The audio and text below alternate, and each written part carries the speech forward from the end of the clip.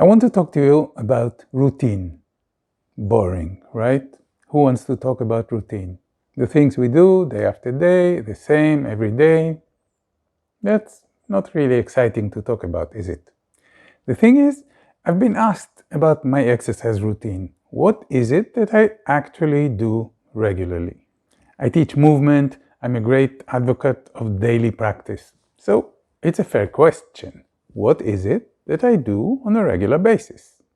So I'm going to show you. First of all, I do my persistent growth training regularly. Persistent growth consists of a daily 3-minute session of moving mindfully. If I skip a day or two, I catch up when I can. So it happens that I do 2 or 3 sessions in a row. But that's a non-negotiable. I really do it. I've been going through my full year of content of 3-minute sessions for the 3rd or 4th time already. Yes, I've created 365 different exercises. So if you want a regular practice that is different every day, but is still some kind of a routine, because you dedicate 3 minutes a day to moving mindfully, then take a look at persistent growth. It's kind of a pause, a parenthesis in your daily life of performing, where you stop performing for just a few minutes and explore the way you move. But if you ask me, is that enough? Let me be clear. I'm not claiming that if you follow my 3 minutes a day in persistent growth, you can sit on your butt the rest of the day and do nothing. No, that's not what I'm saying. Persistent growth is the foundation. It builds the habit of pausing and taking a look at the way you move. A moment of pause where you move with attention and take a small step of improvement. It's a declaration of a journey. You're taking a step on that journey regularly, daily. What it does is it improves the way you move. It improves your focus, your attention, your awareness of yourself in motion. And on top of that, it helps you create an attitude of self-care and a desire to move more. You find yourself wanting to do more, to take care of yourself, to be in motion, to enjoy your body in movement. So, no, 3 minutes of light movement every day is not enough. It's a foundation. And when you develop this sensitivity to your inner voices, when you start feeling with more clarity what you like doing, how you like to move, what is good for you and what isn't, then you naturally do more of what is good for you and what you enjoy doing. And this is where this foundation takes you, to do more of what you enjoy doing. So if you have a lovely park nearby, you're more likely to take walks in it. If you enjoy going to the gym, you're more likely to stick with it and do it regularly.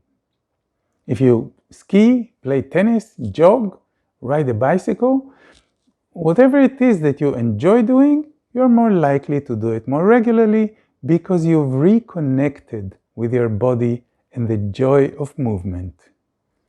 So I'm coming to the question, what do I do regularly? It's a problem for me, as it is for a lot of people.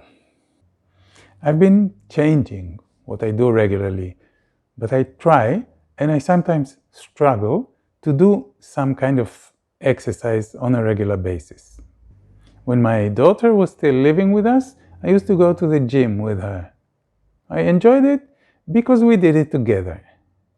Going on my own, I don't find that enjoyable. So I stopped going to the gym. I love team games. When I lived in Vienna, I used to go to different courses of the University Sport Institute. It had a huge catalog of anything you can think of. Dance, yoga, martial arts, team games, very cheap, very accessible, spread out everywhere in the city. So I played basketball, I played Frisbee Ultimate, I took a karate course, and I kept myself in movement. These are things that I enjoy doing, and I had a regular timetable, so it was quite effortless, which made it easier to stick with. And then I moved to Chile, and I had nowhere to play anything. I am ashamed to admit that for quite a while, for a few years, I hardly did anything at all. I played the piano, which was my professional activity.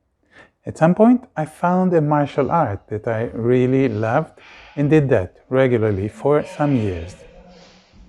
And then paddle became popular, and various paddle courts were built in the small town where I live. So I started playing paddle. This is fun. I loved it, I did it regularly, and I enjoyed it. Until my left hip started to bother me. It got worse and worse. It hurt each time I played, and I had to stop. I was diagnosed with osteoarthritis in my left hip. I quit paddle about 2 years ago. And that's where it really hit me, that I must exercise regularly. It became clear that at my age, if I don't exercise regularly, I will go downhill. My hip pain was a warning sign. So I tried to find things that will not be too boring and do them kind of regularly. I know I have to do some resistance training. I know I have to do some cardio. And the truth is, it's not really what I love doing. Repetitive exercise like lifting weights or jumping in place, I get bored. Yeah, I enjoy being in movement, but this is not the kind of movement that I'm passionate about. So here's what I do. Once in a while, I change and do something else. That way it worked for me. Right now, a couple of months ago, I found a HIIT training online that I can enjoy, at least for the time being. I may get bored and have to find something else at some point in the future. There's a lot of offer. I mean, YouTube is full of free classes of all kinds. But right now, this is what I do, my HIIT training. These are timed exercises with short bursts of effort and short pauses in between.